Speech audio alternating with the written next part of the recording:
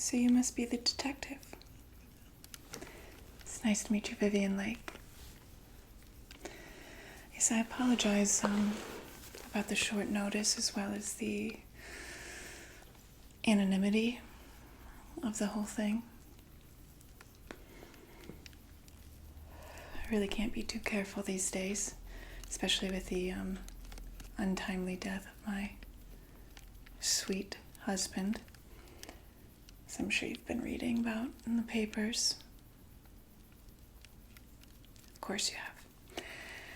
Well, as you know, many of the papers are saying that my husband took his own life, and I called you because I believe he was murdered. Absolutely. Well, my suspicions are not unfounded. Well, for one, he left a note. A suicide note, that's correct. Well, of sorts, I should say. Yes, I have it here. I kept it after the police came. It just didn't sit right with me, and I thought it'd be safer in my hands. As you know how some things can magically flutter away sometimes when the police are taking care of it. But Mary, could I have a brandy, please? Anything for you, detective? And a glass of milk for the detective. Thank you. Well, as I was saying, my suspicions. Well, first off, my husband doesn't write me letters. We weren't romantic in that sense, let's say. So the way he speaks in this is just a bit out of the ordinary for him. Not to mention the fact that he's never penned me a letter in our entire marriage, short as it may have been. 2 years since last month. Would you like me to read it to you?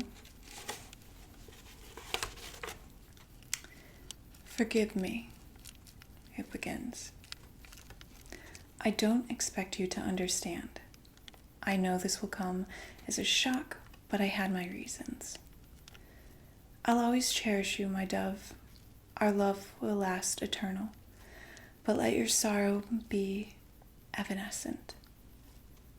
Fond regards, Ed. Now at first, as I was reading, I didn't think there was anything too suspicious about it, but it just didn't sound like him. It is his writing. But even certain things like, for example, him calling me his dove.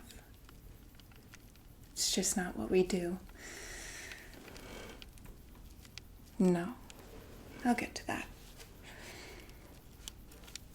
So, I investigated a little bit deeper, and I noticed the first letter of the last word of each sentence. So I took them out.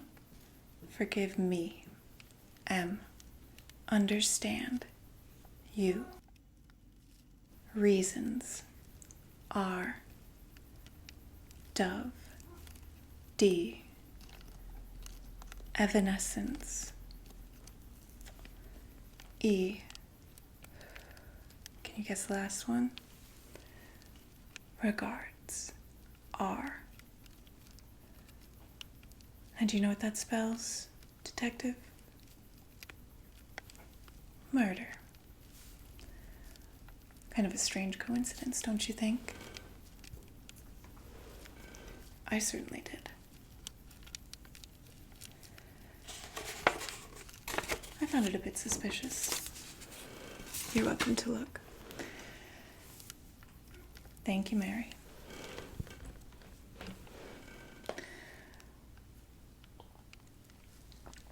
Now, in general, my husband was not an unhappy man, and our marriage, as unconventional as it may have been, was not a sad one, so to say. We were very open with each other on what our expectations were for the other. What do I mean? Well, we were unconventional in the sense that it was more of an arrangement, if you'd like, due to the fact that my husband, Ed, enjoyed the company of men for more than just a game of bridge, if you know what I mean.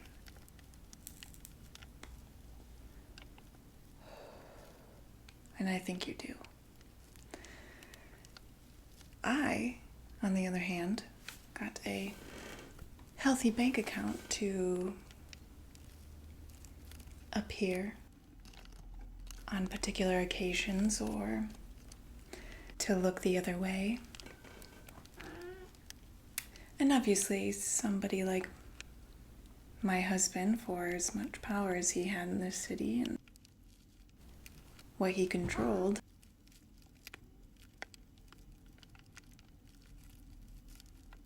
was not necessarily a well-liked man. In fact, he was part of a rather seedy underbelly. Most certainly. And this doesn't make him a bad person, it just means he's not well-liked. So,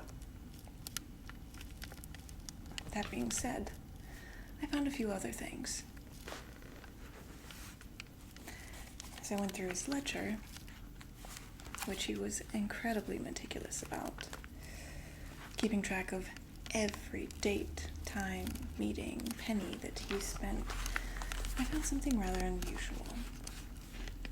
You see, the day that I found him, and yes, it was I that found him,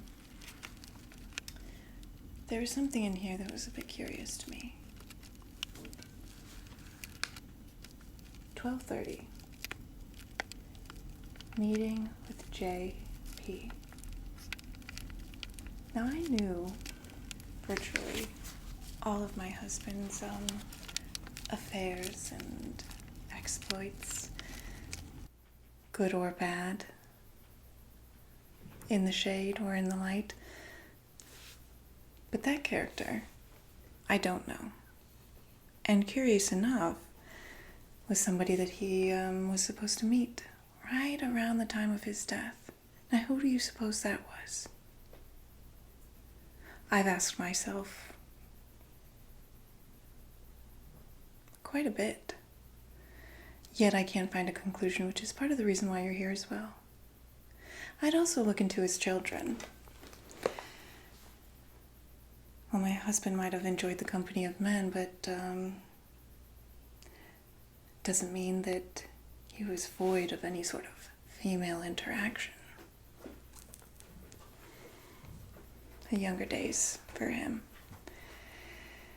Either way, I mean, myself, I'm just about as old as his youngest child, so they might have frowned upon that a bit. Not to mention the fact that before we got married, I insisted on a premarital agreement. I know they're considered a bit taboo, but I wanted to make sure that if I was giving this person the prime years of my life, that, well, I would be compensated in his life and in death. Now, although this was kept under wraps and not too many people knew about it, if anybody, to be honest, his will suddenly says otherwise. Now, we had gone over that within the last, year or so. Absolutely. We made it a point to review it every single year. Some of his children had been, they've been on the gravy train for a bit too long, and they may have caught wind that that train was about to come to a screeching halt. So some of the changes in it were a bit surprising to all of us when I found myself cut out completely. Luckily for me, I've managed to find a way to make my own money, but I want what belongs to me. And children or no, or shady dealings or not, what's his should now be mine. And I feel that's only fair. I put in my time, I put in the work, I looked the other way when it was necessary,